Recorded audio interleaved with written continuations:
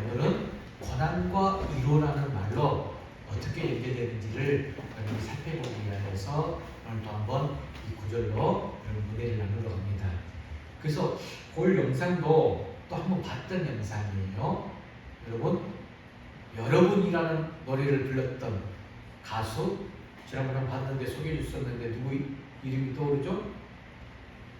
여러분 노래를 불렀던 가수 변집사님. 네, 윤복희요. 예, 윤복희 씨가 그 여러분의 노래 지난번에 한번 봤는데 생각이 날 듯 말 듯 할 거예요. 오늘 다시 한번 받으면서 와, 윤복희 씨가 이 여러분이라는 찬양, 이 대중가요처럼 불렀던 노래가 하나님의 은혜와 이로 가운데 불렀던 노래였구나, 이걸 알 수가 있거든요. 한 번 더 은혜를 받길 바랍니다. When I am down and all my soul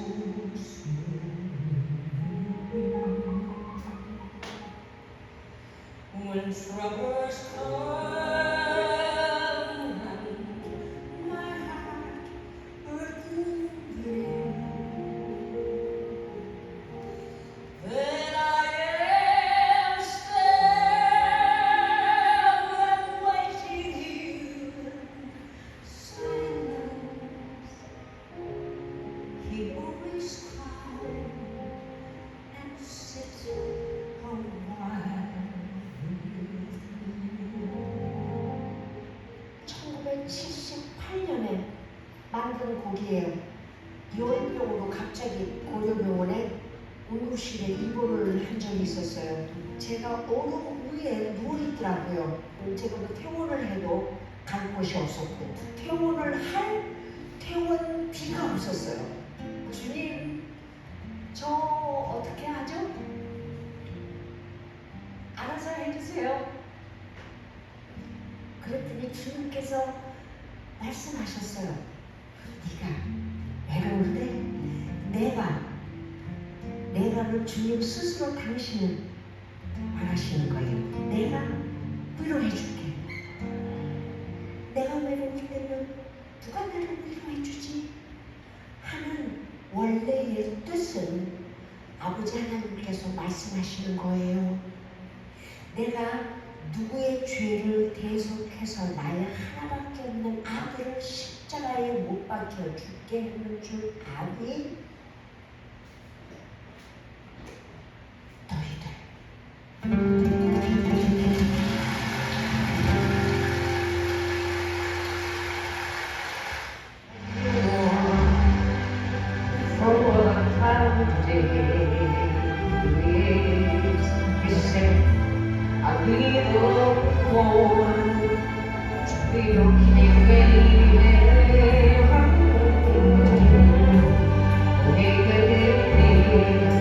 Someone to share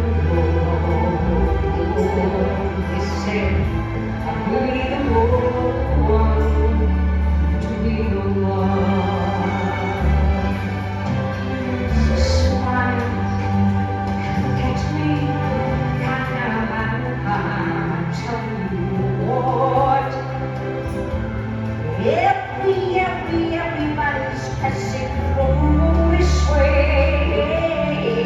So have faith and we were told we can't stand. Now is the stand. This is the way.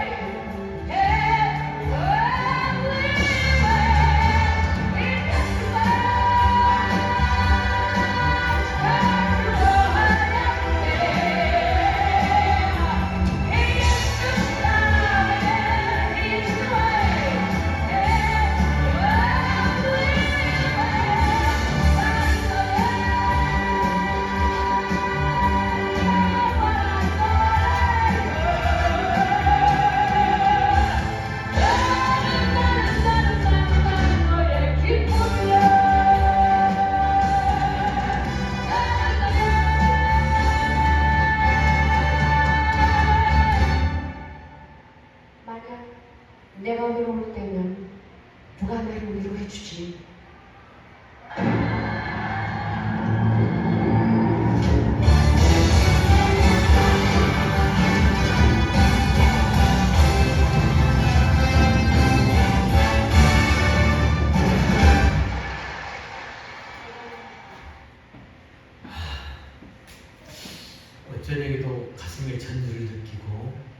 때마다 가슴에서 저는 막 떨림이 전율이 막 느껴져요.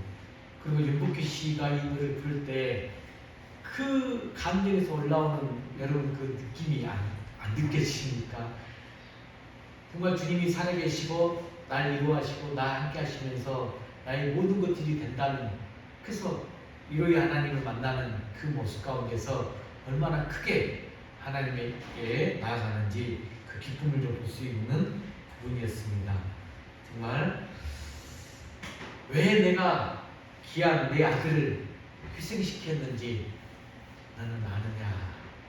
이 질문이 참 저에게도 만약 한다면 자신있게 주님께서 당신의 그 귀한 예수 아들을 왜 십자가에 못 박혀 돌아가게 하셨을까? 누구 때문에? 무엇 때문에? 이에 대한 답을 우리가 스스로 할 수 있으면 아마 큰 은혜의 가운데서 하나님의 사랑과 위로를 느끼지 않을까 생각이 듭니다. 자, 오늘은 참으로 또 좋은 날이죠. 거룩한 주일입니다. 주의 날. 여러분의 가정에 하나님의 은총이, 은혜가 충만하기를 또 주의로 한번 축복한 이 시간입니다. 여러분, 우리가 초등학교 때, 지금은 별로 많이 하지 않는 것 같아요. 여러분, 초등학교 때 소풍 가면 항상 기억나는, 항상 해왔던 가장 정말로 좋은 추억거리가 뭐죠? 항상 해왔던 것을 소풍 가게 되면 보물찾기를 하잖아요. 숨겨놓은 보물 찾을 때 그 기쁨 말로 할 수 없습니다. 자, 그것처럼 우리가 보물찾기처럼 하나님께서도 여러분들의 삶 속에, 우리들의 하루하루 삶 속에서 구석구석에 이 하나님의 숨결을 숨겨 놓으셨습니다. 여러분, 이걸 아셔야 돼요.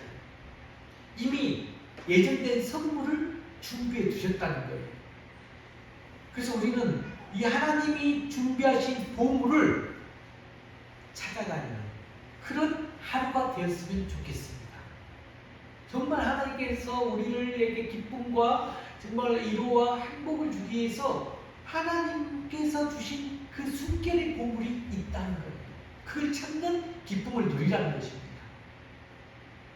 이제 가을이 되면서 하늘이 굉장히 맑아요. 새로운 하늘, 새로운 바람, 또 새로운 공기, 또 우리는 인생을 살아가면서 새롭게 만나는 사람들을 통해서 하나님의 기쁨, 또 그런 선물을 찾아가는 복된 하루가 될 수 있기를 주님으로 간절히 축복합니다.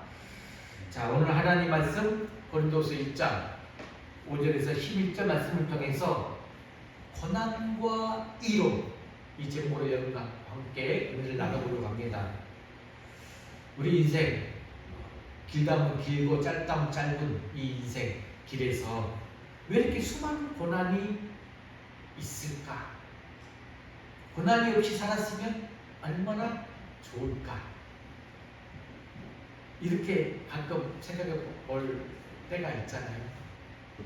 항상 편안하면, 안정된 삶을 누리면 얼마나 좋겠습니까? 그러나 우리 인생들에게는 평안이 필요한 것처럼 여러분, 고난도 필요할 때가 있습니다. 자, 따뜻한 태양이 꼭 필요해요. 그렇다고 해서 밤낮 그 태양이 비친다면 이 땅 다 사막으로 변해버리면서 육신에 많은 병이 생길 것입니다. 그래서 밤도 필요한 것이죠. 바람이 세차게 불어요. 바람이 불지 않는다면 태풍도 없고 좋았을 것입니다. 비록 태풍의 위협과 폭우의 위협이 있다 할지라도 이로 인해서, 바람으로 인해서 지구의 신진대사가 잘 이루어진다는 것이죠. 이처럼 고난도 우리 부족한 인간들이기 때문에 필요할 때가 반드시 있다는 거예요. 그런데 우리가 인생을 살다 보면 젊었을 때 천년에 평안하다가 노년에 막 고생하는 것보다는 젊어서 고생하다가 노후에 평안히 사는 것이 훨씬 좋다라고 이야기를 하죠. 고난이라는 것도 여러분 고난으로 끝나거나 그것이 그냥 지속적으로 계속 된다면 너무 고통스러울 것이에요. 하지만 이로가 있고 끝이 있다. 그러면 고난 뒤에 영광이 있다면 견딜 수 있는 것이죠. 그런데 우리가 지금 여기서 생각하고자 하는 것은, 제가 여러분과 함께 나누고자 하는 것은 고난을 당한 그 자체만을 이야기하는 게 아니에요. 고난을 당한 것보다 더 중요한 것이 무엇이냐? 그 고난을 극복해야 된다는 점이죠. 그런데 더욱더 중요한 것은 그 고난을 극복한 힘이 나의 극기와 인내와 또는 재물이나 권력의 힘이 아니라는 것입니다. 이걸 우리가 반드시 오늘 깨달아야 되는데, 자, 여러분들 조금 학습적으로, 자, 고난의 어원이 뭘까? 고난의 말의 뜻이 뭘까? 제가 화면에다가 준비했거든요. 고난은 한번 어원의 뜻, PPT 한번 눌러주시고 한번 읽어볼까요? 고난이 어떤 뜻이냐? 시작. 억압하다, 조이다, 꺽쇠를 재다, 애워싸다, 줄이를 틀다. 이런 언어적 어원의 뜻이 있대요. 옛날 번가에서 죄인을 신문할 때 다리에다가 줄을 넣고 틀어버리는 것, 즉 고난은 줄이를 튼 것 같이 매우 고통스러운 것이다. 여러분, 우리는 줄이를 틀어본 어떤 그런 경험은 하지 않았는데 다리를 조금만 꼬아도 너무 아프고 힘들지 않습니까? 오늘 본문에서 사도 바울이 그 고난을 어떻게 보고 있으며 그 해결책이 무엇인가, 이것에 대해서 밝히고 있습니다. 그래서 제가 오늘 조금 더 사도 바울이 말한 고난의 어원적인 뜻을 보면서 고난을 깊이 있게 한번 살펴보러 갑니다. 첫 번째, 고난의 성격과 의미를 한번 살펴봅시다. 자, 고난의 성격과 의미. 첫 번째로, 고난은 보편적이다라는 거예요. 보편적. 자, 고난. 이 자리에 앉으신 분도 고난 없는 분 계십니까? 누구에게나 있어요. 하나님이 기뻐하셨고 백성들을 존경했던 이스라엘의 최고의 지도자 모세에게도 고난받은 종으로 기록되어 있습니다. 당대의 의인으로서 의와서를 행하였던 욥도 고난 가운데 있었어요. 또한 너무나 잘하는 열두 제자의 수제자 베드로도, 또 바울도 고난당했어요. 자, 이리 성경 인물의 고난당한 자를 이렇게 살펴보다 보니까 이제 우리가 왜 나만 고난을 겪는가? 왜 나만 이 고난 때문에 아파해야 하는가? 이렇게 반문할 수가 없는 것이죠. 종류와 정도의 차이는 있지만 고난은 누구나 다 당한다 하는 말이에요. 오늘 우리 가운데 고난이 없는 사람 아마 한 사람도 없을 것입니다. 누구에게나 다 고난이 있어요. 보편적으로. 여러분, 찬송가 486장 한번 펴보실까요? 자, 화면에다가 내가 486장 가사를 한 구절 한 구씩 읽는데, 저도 이 찬양을 고난 가운데 하나님의 위로가 필요할 때 이 찬양을 많이 부릅니다. 한번 가사만 읽어봅시다. 시작. 이 세상에 근심될 일이 많고 참 평안을 몰랐구나. 내 주 예수 날 오라 부르시니 곧 평안이 쉬리로다. 2절. 이 세상에 공고한 일이 많고 참 쉬는 날 없었구나. 내 주 예수 날 사랑하시오니 곧 평안이 쉬리로다. 3절. 이 세상에 제약된 일이 많고 참 죽을 일 쌓였구나. 내 주 예수 날 건져 주시오니 곧 평안이 쉬리로다. 저도 기도하면서 이 찬양을 하면 내 마음에 평안이 찾아옵니다. 이 세상에 어딜 가든지 고난, 근심된 일, 공부한 일, 제약된 일 너무나 많다는 거예요. 있다는 거예요. 하지만 그만큼 이 고난이 보편적이다라는 것을 말씀하고 있습니다. 자, 두 번째로 고난의 성격과 의미를 찾아보면서 고난은 일시적입니다. 일시적.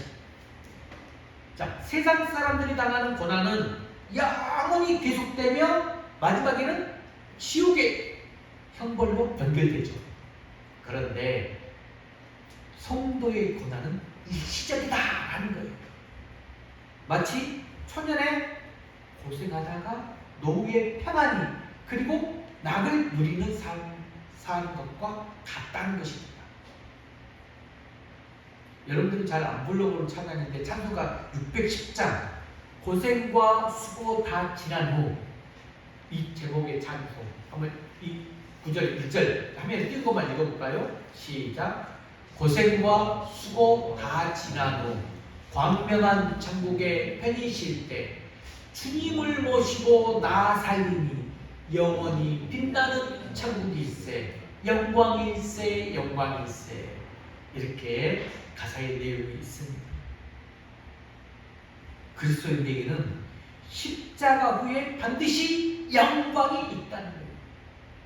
제가 한때 이제 막 이렇게 목회 길을 가고 하나님 부르신다면서 말씀 준다면서 이 찬송가를 지은 작곡자 작사들에 대한 그 부분에 대한 해석집이 있거든요. 이런 것들을 보게 되면 그냥 나온 찬송가들이 아니에요. 굉장히 큰 의미가 있고 이 찬송을 작곡하고 작사하면서 어떤 은혜와 어떤 정말 기쁨과 위로가 있는지를 알 수가 있는데 여러분 이분도 고생과 수고 다 지난 후에는 그 십자가 후에는 반드시 영광이 있음을 정말 알면서 그걸 누리는 거죠. 그러므로 우리 그리스도인들의 고난은 이 시절이다. 여기서 중요한 것 여러분 그래서 이 고난을 어떻게 이해하고 해석하느냐에 따라서 그 고난의 길이 고통의 농도가 결정되어진다는 것입니다. 고난을 보편적으로 당해요. 근데 어떻게 대하느냐 그에 따라서 짧고 쉽게 끝날 수도 있고 고통이 순수한 고통이 될 수도 있고 즐거운 고통이 될 수도 있다는 거예요. 굉장히 다르죠. 자, 조금 무수스러운 비유가 될 수도 있는가 모르겠지만 여러분 사춘기 자녀들 여러분들도 사춘기 다 지났잖아요. 그러면 사춘기 때 얼굴에 누구나 여드름이 좀 피어나기 시작하잖아요. 남자들에도 큰 문제가 될 수가 있어. 하지만 여학생들은 상당한 고민거리 이 여드름. 혹시나 흉터가 남지 않을까 해서 매우 신경 씁니다. 어떤 분의 이야기인데 여드름 때문에 무척 많이 고민이 많은 여학생이 있었어요. 학교 선배가 그의 얼굴을 자세히 보더니 이렇게 말해요. 너 누구를 사랑하고 있구나 말했어요. 여드름이 어디에 나서 이렇게 말했을까요? 여러분도 아시는 분 아실 것인데 그래서 무슨 말이냐 물었더니 그 선배 말이 여드름이 어디에 났느냐 이마에 났어요. 이마에 여드름이 나면 누군가 너를 사랑하기 때문에 나는 것이다. 그런데 얼굴에 여드름이 나면 반대로 너가 누군가를 사랑하기 때문에 나는 것이다 라고 이야기를 하는 것이에요. 우리 그런 여러분도 듣지 않았습니까? 그 소리를 들은 후부터 이 학생이 날마다 거울을 들여다보면서 주문을 외우듯 뭐라고 했느냐 이렇게 이야기를 해요. 여드름아 여드름아 이왕 도단할 바에는 이마에 집중적으로 드러나오구나. 무슨 말일까요? 어느 날 참 이마에 여드름이 더 드러나기를 원하면서 주문을 외우기 시작했는데 이마 한복판에 이 좁쌀만한 여드름이 돋아나기 시작했어요. 자, 우리가 여드름 나누게 되면 보통 어떻게 됩니까? 이 학생뿐만 나면 이 여드름을 겨울을 되돌아보면서 이 소중한 여드름을 만지작 거리고 있어요. 심지어로 만지기도 하고 또 그냥 버릇처럼 만지기도 하고 그러다 보니까 이 학생은 어떤 마음으로 이 여드름을 만졌느냐 누군가 나를 좋아한다는 표시의 이 여드름이었기 때문에 이 여드름의 주인공이 누구일까? 어디에 있을까? 이렇게 생각하면서 날마다 이 손에 좀 때 묻고 먼지만 묻은 손으로 만지작거리다가 이마에 좁쌀난 여드름은 어떻게 되겠죠? 큰 얼굴에 흉터, 이 자궁이 남을 정도가 되어 문제가 되어버렸어요. 이 첫 번째 비유의 의미와 두 번째 비유의 의미를 나와 이야기하는데, 자, 콩팥이 나쁘고 간이 나빠 죽게 된 아버지 한 분이 계셨어요. 그런 아버지에게 아들은 간을 잘라 내주고 동생은 콩팥을 이식해주는 아름다운 일이 TV에 보도되었습니다.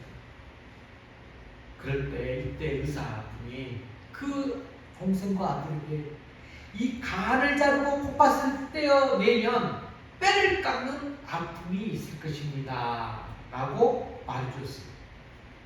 자, 어찌되었든 수술을 다 마치고 난 후에 마취가 풀리자마자 자, 의사의 말대로 정말 두 사람은 극심한 고통을 당했습니다.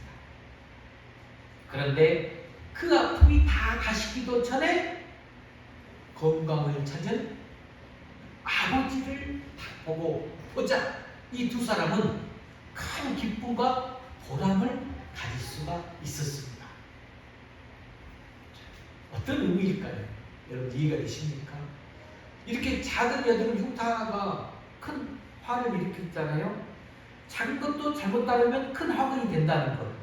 그런데 제 아무리 정말로 콩팥을 간을 이식해주고 그렇게 큰 고난도 사실 자신이 바로 이해하고 바로 다루면 그 고통과 고난이 일시적으로 끝나게 되어버린다는 것이죠. 고난이라는 것은 여러분 자꾸 되짚고 근심하고 걱정하면 점점 심해지는 것이에요. 그러므로 이 고난의 일을 여러분들이 딱 어떤 고난이 닥쳤다, 시련이 몰려온다, 그럼 바로 잘 이해하고 그 의미를 잘 받아들이면 아주 간결하고 짧고 굵게 즐거운 상태에서 그 고난을 맞이할 수 있다는 것입니다. 그래서 세 번째, 고난은 반드시 의미가 있어요. 의미가 있다. 무의미한 고난이라면 매우 불행한 일이죠. 그런데 의미가 있기 때문에 그것을 깨닫는 자에게는 얼마든지 유익하게 돼요. 유익한 고난이 됩니다. 성도의 고난에는 여러분 의미가 없고 가치가 없는 고난 없어요. 다 있다는 거예요. 그래서 말씀에 기록되어 있습니다. 히브리서 12장 10절 말씀 한번 읽어봅시다. 시작. 그들은 잠시 자기의 뜻대로 우리를 징계하였거니와 오직 하나님은 우리의 유익을 위하여 그의 거룩하심에 참여하게 하시느니라. 아멘. 여러분 얼마나 이로의 말씀입니까? 우리의 유익을 위하여 그 고난과 고통, 시련 가운데 참여케 하였다는 것이에요. 그러면 구체적으로 어떤 유익이 있을까? 유익이 뭘까? 자, 유익 첫 번째. 여러분 어떤 유익이 있을까요? 읽어볼까요? 시작. 도덕적으로 자기 생활을 반성하게 된다. 여러분이 고난 가운데 내 삶 속에서 나의 잘못을 뉘우치고 내 무지수를 뉘우치게 된다는 것입니다. 도덕적인 가치관 가운데서 나의 삶을 반성하면서 자각하게 되죠. 두 번째 유익은 더 중요하죠. 영적으로 정신 차리고 기도하게 됩니다. 대부분 사람들은 고난 고통이 없이 좀 안정적으로 평안하게 살게 되면 좀 넉넉해지면 하나님보다는 누굴 의지한다? 자기 자신을 의지하고 믿게 돼요. 그러나 어떤 시련이나 고난을 당하게 되면 그때 정신이 번쩍 들게 되고 기도하기를 시작합니다. 사실 문제가 없으면 기도의 필요성조차 느끼지 못하는 것이 우리의 인생들이에요. 우리의 모습도 살펴보세요. 정말 주님 앞에서 부르짖고 기도할 때가 언제입니까? 그래서 히브리서 12장 12절 말씀에 이런 구절이 있어요. 그러므로 피곤한 손과 연약한 무릎을 일으켜 세워라. 고난 자체 힘들고 고통스러워요. 그런데 고난이 불행한 것만은 아닙니다. 고난은 잘만 다루면 매우 유익하다라는 거예요. 더 하나님의 부르신 자리, 하나님과 친밀한 자리로 이끌어줘요. 여러분, 우리가 잘 아는 성 프란시스 하면 뭐가 생각나십니까? 복음성과 주여 나를 평화의 도구로 써주소서. 이 성 프란시스는 원래 정말 부의 아들이었어요. 그리고 예쁜 여인과 정을 나누면서 평범한 보통 청년의 삶을 살았었어요. 그런데 그가 그리스도를 영접한 후에는 일부러 고난의 길을 들어섰어요. 그리고 그는 한평생을 가난과 그 고통 속에서 살았지만 이 모든 것을 유익한 것으로 받아들였어요. 그리고 자신을 하나님의 도구로 써주소서, 써달라고 기도했고 기도대로 산 사람이라는 거죠. 그렇게 나오는 복음성가가 주여 나를 평화의 도구로 써주소서. 그의 기도가 그의 사실을 응변해주고 있습니다. 고난은 우리를 정말 성숙한 사람, 잘하게 합니다. 우리를 철리게 합니다. 고난은 우리로 하여금 깨닫게 해줍니다. 그래서 고난은 유익한 것이다 라고 말할 수 있어요. 자, 여기까지 고난에 대해서 쭉 살펴봤는데 이제 두 번째로 이 고난은 위로의 통로가 된다는 거예요. 자, 고난은 뭐의 통로가 된다? 위로의 통로가 된다. 고난 없이 위로가 없는 거예요. 여러분, 큰 고난이 있어요. 그러면 큰 위로가 있어요. 긴 난간 가운데 길고 긴 더 긴 위로가 있어요. 산이 높으면 골짜기가 깊다라는 말과 같은 이치입니다. 자, 오늘 본문 3절을 한번 같이 읽으면서 하나님이 우리에게 어떤 분이신가 이 3절이 키워드입니다. 같이 읽어볼까요? 시작. 그는 우리 주 예수 그리스도의 하나님이시요 자비의 아버지시요 모든 위로의 하나님이시며. 여기 특히 모든 위로의 하나님이시며, 저는 이 부분이 제 마음에 깊이 다가옵니다. 왜 하나님을 모든 위로의 하나님이라고 말씀하셨을까? 그 이유는 하나님의 위로가 우리에게 항상 필요하다. 그 이유 때문에 그래요. 오늘날 모든 사람들이 하나님의 위로가 필요한 사람들이에요. 우리들 누구나 그런 위로를 받으면서 살아가기를 원하고 있습니다. 가만히 보면 문제가 없는 사람 없어요. 다 문제가 있어요. 나름대로 다 아픔이 있어요. 고민이 있고 문제가 다 있다는 거죠. 겉으로 보기에는 아무런 문제 없이 괜찮아 보여요. 하지만 속을 들여다보면 다 말 못할 고민이 있다. 그리고 그 눈물이 있다라는 것이죠. 살짝만 건드려도 금방 눈물이 쏟아질 것 같은 그런 큰 아픔을 가지고 있습니다. 슬픔이 없는 사람, 고민이 없는 사람, 아픔이 없는 사람이 아무도 없다는 것이에요. 눈에 보이는 상처는, 여러분, 눈에 보이는 상처가 약을 바르고 그래서 치료가 되죠. 하지만 눈에 보이지 않는 상처, 즉 이 마음의 상처는 다 깊어서 그 상처가 굉장히 오래 갑니다. 하지만 세상 그 어디에도 그런 아픔과 상처를 어루만져줄 수 있는 곳, 여러분, 없습니다. 세상 어느 곳에 그런 곳 없어요. 오히려 상처가 더 깊어 후벼팔 뿐입니다. 그래서 우리에게 하나님의 위로가 절대적으로 필요하다는 거예요. 그런 위로를 받으면서 살아가기를 우리는 원한다는 것입니다. 오늘 위로를 받기 원하시는 분들은 하나님께 주시는 이 말씀을 통해 위로를 받으시고 더 나아가서 모든 어려움부터 꼭 승리하는 우리 부하물의 모든 성도가 되시길 주님을 간절히 축복합니다. 자, 그러면 5절 말씀도 아주 중요한 구절인데 한번 읽어봅시다. 시작. 그리스도의 고난이 우리에게 넘친 것 같이 우리의 위로도 그리스도로 말미암아 넘치는도다.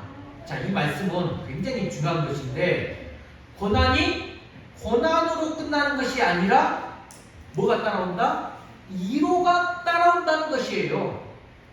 자, 이 말씀 속에서 두 가지의 중요한 사실을 명심해야 되는데 첫 번째, 자, 고난과 함께 반드시 뭐가 있다? 위로가 있다는 사실을 여러분 꼭 깨달으시기 바랍니다. 자, 사법고시를 준비한 사람이 있어요. 그 사람에게는 위로가 필요한 것이 아니죠. 뭐가 필요하죠? 축하가 필요해요. 이렇게 큰 시험에 합격한 사람에게 다가가서 위로 받으세요. 드릴 말씀이었군요. 참, 이렇게 말해서 되겠습니까? 그건 안 되는 말이죠. 축하해줘야 되죠. 축하합니다. 라고. 여러분, 그래서 고난이 있기 때문에 위로가 있다는 것. 고난 없이는 위로가 없다는 것. 자, 그럼 여기서 중요한 것은 위로라는 말의 언어적인 의미도 한번 살펴볼까요? 위로는 어떤 말이냐? 헬라 언어로 위로라는 뜻은 자, 화면에 있습니다. 읽어봅시다. 시작. 가까이서 부르다, 초청하다. 이런 헬라 언어의 뜻이 있어요. 우리는 여러분 너무나 잘 아는 말이죠. 그런데 좀 이렇게 더 깊게 들어가 보니까 이해가 되잖아요. 고난 때문에 시리에 빠져 있을 때, 고난 때문에 넘어져 있을 때 가까이 곁으로 오셔서 다정한 목소리로 불러준다. 고난 때문에 시리에 빠져 있어요. 근데 내 곁에 가까이 오셔가지고 다정한 목소리로 윤복희 씨가 그랬잖아요. 너무나 병들어 힘이 들고 얼음판에 고리로 쓰러져 있을 때 다 그냥 나와버렸잖아요. 그때 하나님이 찾아오셔서 위로해 주신 그 목소리를 들었잖아요. 그게 바로 위로라는 거죠. 우리 성경에도 제자들이 갈릴리 바다를 건너갈 때에 풍랑을 만나서 파산이 될 지경이 있을 때 예수님께서 파도 위로 걸어오셔서 말씀하셨죠. 어떤 말씀? 내니 두려워 말라. 이렇게 마시면서 그들을 찾아오셨어요. 우리 예수님은 때로는 고난의 파도를 타고 우리 가까이 찾아오실 때가 있습니다. 그러므로 그 고난을 바로 감당하면 여러분 이때 알아야 돼요. 그 고난 가운데서 내가 그 고난을 반드시 잘 알고 깨달으면서 감당하게 되면 그때 예수님을 가까이 만날 좋은 기회가 된다는 거예요. 예수님이 찾아오셔서 나를 안아주시고 보듬어 주시면서 내 옆에서 이루어지는 그 예수님을 만나는 경험을 할 수 있다는 거예요. 우리가 가끔 상갓집 조상이 났어요. 조문을 갑니다. 그러면 종교들이 스품을 당한 자를 이루하듯 요즘에는 좀 그런 풍경이 없어진 듯한데 그래도 여전히 밤을 새워가면서 함께 시간을 보내기 위해서 술 마시고 삼겹살 뜯고 학교 치는 모습을 볼 수가 있어요. 근데 이런 것들을 좀 살펴보면 이게 정말 위로를 해주기 위해서 그러는 것일까? 곁에 모르는 모습일까? 좀 이게 조금 이해가 안 되는 상황도 좀 볼 수가 있었어요. 사람이란 위로한다는 것이 오히려 걱정을 더하게 하고 고통을 더하게 하는 일들이 더 많아요. 인간은 여러분 진정한 위로자가 될 수 없어요. 진정한 위로자는 누구다? 오직 예수 그리스도 한 분밖에 없습니다. 이걸 분명히 깨달아야 돼요. 우리 주님은 고난당한 자를 위로하시는 분, 바로 가까이 곁에 오셔서 부르시고 위로해 주시는 분. 자, 이 말씀이 바로 이사야 66장 13절에 기록되어 있습니다. 한번 봐볼까요? 이사야 66장 13절 주님의 이름 읽어봅시다. 시작. 어미가 자식을 위로함 같이 내가 너희를 위로할 것인즉 너희가 예루살렘에서 위로를 받으리니. 아멘. 여러분, 고난 곁에 위로가 있다는 것, 고난당한 자 곁에 주님이 계신다는 것, 고난과 위로는 고난과 위로는 항상 같은 길을 갑니다. 오늘 이걸 깨닫는 은혜가 있길 바랍니다. 자, 그래서 아까 5절 말씀에 그리스도의 고난이라는 단어가 나오고 그리스도로 말미암아라는 단어가 나오잖아요. 이 두 단어의 말씀을 좀 깊이 있게 새겨봐야 되는데 주목해야 돼요. 자, 이 말씀은 뭘 말하느냐? 그리스도의 고난, 그리스도로 말미암아. 이건 고난의 성격과 해결 방법을 지금 말해주고 있거든요.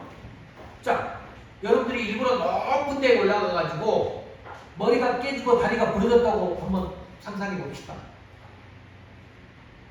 그것은 그리스도의 고난이 아니죠. 강변지 타다가 도망가다가 당한 교통사고, 욕심 실컷 딱 내다가 이장병으로 욕심 실컷 내가지고 막 먹었어요. 그리고 이장병 걸렸어요. 그리고 고생해요. 이 또한 다 그리스도의 고난이라고 볼 수 없다. 상관없는 고난이죠. 그리스도의 고난은 뭘까? 복음을 전하다가 당한 교통사고라든지 기도하다가 당한 부상이라든지 교회에 봉사하다가 입은 부상이라든지 이런 것들이 바로 그리스도와 함께한 고난이라는 거죠. 그러니까 아무 것이나 그리스도의 고난이다 이렇게 떠들면 안 된다는 것입니다. 지난밤에 술독에 빠져가지고 진탕 마시고 등이 엎여 집에 들어온 사람이 아침에 일어나서 속이 아프고 골치 아프고 하면서 무식적으로 오 주여 고난이 넘치나이다 이렇게 말한다면 여러분이 정말 조심해야 될 것이죠. 바로 주의 고난을 욕되게 하는 것입니다. 여러분 오늘 윤복희 씨가 말했잖아요. 주님께서 말했잖아요. 외로울 때 내가 내 아들을 십자가에 못 박혀 죽게 한 이유가 뭔가? 누구 때문에 그랬는가? 이 질문에 대한 정말 마음에 깊이 그것을 받아들이게 되면 예수 그리스도의 그 크신 은혜와 하나님의 그 크신 사랑을 우리는 깨닫고 그 위로에 빠질 수밖에 없어요. 그래서 중요한 것이 그리스도로 말미암아 위로가 넘친다는 것을 우리 꼭 깨달아야 됩니다. 진정한 위로자가 누구냐? 이걸 설명한 구절이 그리스도로 말미암아. 부모의 위로나 친구의 위로나 친지의 위로가 있을 수가 없어요. 있을 수 있죠. 옆에서 정말로 좋은 친구, 지난주에도 내가 말씀드렸습니다. 내가 마음의 속이 상할 때, 진정 내가 속상할 때 가장 위로가 없고 내가 편안하게 이야기하고 다가가는 친구가 좋은 친구 가운데 있다는 것. 그런데 한계점이 있다는 것. 참된 위로는 누구다? 그리스도의 위로라는 것입니다. 자, 참 위로가 그리스도의 위로라는 이유를 제가 또 여러분과 함께 살펴보겠습니다. 자, 화면 한번 볼까요? 참 위로가 그리스도의 위로의 이유. 첫 번째, 주님 자신이 우리보다 더 큰 고난을 당하셨다. 그 이유예요. 이게 지금 윤복희 씨가 말했던 거예요. 그리고 주님께 하나님께 금성 메시지를 들었어요. 그것도 우리를 멸망에서 구원시키기 위해서 우리 대신 그 크신 고난을 다 받으셨다. 그 말씀입니다. 그리고 그 고난을 주님께서는 다 직접 체험하셨어요. 그리고 다 아시는 분이세요. 그러므로 우리를 진정으로 위로하실 분이 바로 주님 한 분이라는 거죠. 두 번째, 더 큰 역사가 죽은 자라도 살릴 수 있는 능력을 가지셨기 때문입니다. 자, 9절 말씀 한번 읽어볼까요? 오늘 본문 9절 시작. 우리는 우리 자신이 사형 선고를 받은 줄 알았으니 이는 우리로 자기를 의지하지 말고 오직 죽은 자를 다시 살리시는 하나님만 의지하게 하시리라. 아멘. 이것입니다. 여러분, 힘이 없으면 아무것도 못해요. 이로도 힘이 있어야 돼요. 나사로야 나오너라! 이 말 한마디로 죽은 나사로를 살리신 그의 능력이 이 마리아와 마르다를 이루어 주셨잖아요. 놀라지 말라. 내가 너를 도와주리라. 내게 맡겨라. 내가 처리해 주마. 그러므로 염려하지 말라. 내가 그를 반드시 살려주리라. 말씀하실 수 있고 말씀하신 대로 하실 수 있는 주님만이 나의 영원한 위로자가 되시는 거예요. 저는 이 말씀을 준비하면서 영상을 다시 보여준 이유가 윤복희 씨가 그런 주님을 경험하면서 참 이 노래를 여러분이라는 노래를 부르면서 그 가슴에서 올려오는 그 진실, 그 뜨거움을 보여주고 있더라고요. 그러면서도 그 얼굴의 기쁨과 행복이 얼마나 보이는지 그래서 전율이 느껴지더라고요. 하나님의 은혜와 사랑과 능력을 믿고 아는 그리스도인만이 이렇게 참된 위로를 받을 수 있다는 것입니다. 여러분, 우리가 신앙생활하면서 하나님보다 나를 더 의지하는 경우들이 얼마나 많습니까? 순간 모르게 내 능력 의지하고 내 지식, 내 재능, 물질, 권력, 선행 등등 그런 것들을 의지하면서 그것이 마치 신앙생활인 것처럼 착각하는 경우들이 얼마나 많습니까? 그것은 엄밀히 말하면 하나님 의지하는 거 아니잖아요.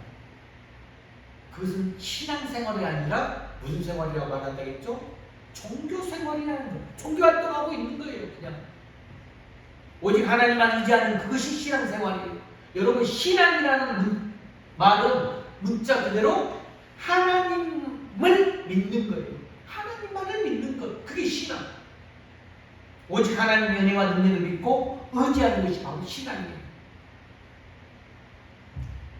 여러분, 바울처럼 믿음이 그렇게 훌륭한 사람에게도 하나님은 죽음을 눈앞에 둔 생수와 같이 이렇게 이야기하고 있잖아요. 절박한 상황으로 몰고 갔다는 거예요. 왜 그렇게 하셨을까요? 오직 하나님만 바라고, 오직 하나님만 신뢰하고, 오직 하나님만 의지하도록 하기 위해서 바울에게 그런 엄청난 고난을 주셨다는 것입니다. 그렇다면 오늘 우리에게도 여러분 충분히 그런 고난이 얼마든지 있을 수 있다는 것입니다. 자, 로마서 5장 말씀 한번 읽어봅시다. 로마서 5장 3, 4절 말씀 시작. 다만 이뿐 아니라 우리가 환난 중에도 즐거워하나니 이는 환난은 인내를, 인내는 연단을, 연단은 소망을 이루는 줄 알미로다. 아멘. 제가 이 말씀을 여러분들에게 깊이 간곡히 정말 마음에서 되새김질하면서 이 말씀 꼭 암기하면서 우리가 나아가야 될 소망이, 그 큰 마지막에 소망이 있기 때문에, 그래서 그 이전에 환난도 즐거워해야 된다. 그래서 환난 가운데서 인내를 배우고 인내 가운데서 연단을 쌓고 그 연단을 이루어 나가면서 하나님께 이루는 소망, 이 말씀 구절을 꼭 붙들고 나가시길 바랍니다. 바울이 그런 극심한 고난을 겪고 나니까 그 이후에 어떤 삶을 살았습니까? 이제는 다른 사람의 고통, 슬픔, 아픔, 그런 고민이 다 보이고 누구보다도 그 대상 타인을 잘 이해해주고 위로해주는 사람이 되었다는 것입니다. 우리 풍화문의 모든 성도들이 좀 그러한 삶을, 하나님께 재생산되는 삶을 살기를 저는 간절히 기도합니다. 전능하신 하나님을 믿고 의지하면서 그분이 못하신 일이 뭐가 있겠습니까? 우리가 겪고 있는 어떤 어려움도 하나님이 능히 해결해 줄 수 있는 능력의 하나님이심을 저와 여러분도 확실히 믿으시길 바랍니다. 주 안에서 사는 성도 여러분, 지금 혹시 고난을 겪고 계십니까? 조금 더 걱정하지 마세요. 하나님께서 우리가 감당할 수 있는 시험만 바르게 주신다, 이리 말씀했습니다. 또한 시험 당할 때에 피할 길도 내주시고 능히 감당하게 해주신다, 기억하시길 바랍니다. 그러므로 고난을 싫어하거나 무서워하지 마세요. 약이 입에는 쓰지만 몸에는 유익이 되는 것처럼 이 고난도 우리에게 쓰지만 우리의 삶에게 반드시 유익이 가져다 줍니다. 여러분, 지금 고난 중에 계신 분들, 또 고난 가운데 절망하고 계신 분들 있습니다. 사랑의 주님을 가까이 만날 수 있는, 모실 수 있는 좋은 기회가 되시길 바랍니다. 고난 속에서도 그리하여 찬송하며 나아가길 바랍니다. 환난 중에서도 노래하며 나아가길 바랍니다. 고난은 우리를 이루어 주신 하나님을 만나게 합니다. 고난은 우리가 고난 중에 있는 성도들을 이루할 수 있게 해줍니다.